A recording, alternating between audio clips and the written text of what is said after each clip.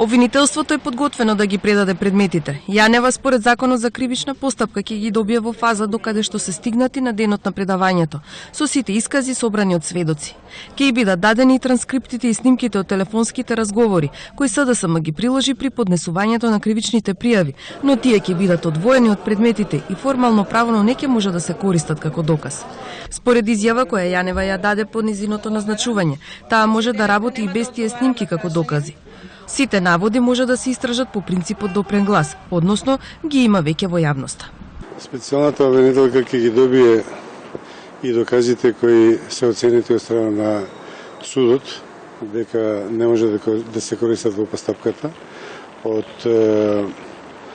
причини што не се прибавени на законов начин и ќе бидат запакувани во посебни списи, по посебни дел на предметот ќе бидат. На нив не може да се заснова никаква судска одлука понатаму, пресудени решение и така натака. Меѓутоа, тие во предметот ќе бидат.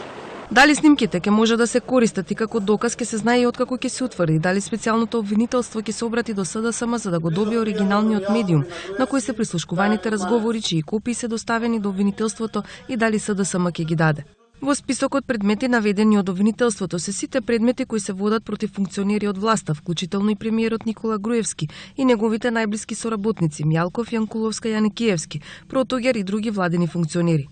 Во завиена форма е ставен и случајот пуч против Зоран Заев, но не со име и број, туку описно. На прашањето зошто не е наведен овој предмет на ист начин како и другите од обвинителството изјавија. Во основното јавно обвинителство за гонење на организиран криминал и корупција се заведени и се постапува по предмети што не произлегуваат од неовластеното следење на комуникациите, но беа спомнати во медиумите и јавноста, па од тие причини на јавното обвинителство за гонење на кривични дела поврзани и кои произлегуваат од содржината на незаконското следење на комуникациите, му беа доставени податоци за овие предмети. Според обвинителството овде се заклучува дека се работи токму за пуч и за уште еден предмет за истекување во јавноста на снимки од кабинетот на премиерот, кога разговараат со опозицијскиот лидер Заев, снимена по налог на јавното обвинителство и чие објавување е забрането. На листата на предмети кои ќе ги превземе обвинителството е истражувањето на телефонските разговори за откуп на повеќе катастарски парцели на Водно. Во овие разговори премиерот и министерот Јаникиевски наводно разгледуваат парцели кои би биле собственост на премиерот, но за да се приватизираат и на нив да се гради мора да се смени урбанистичкиот план.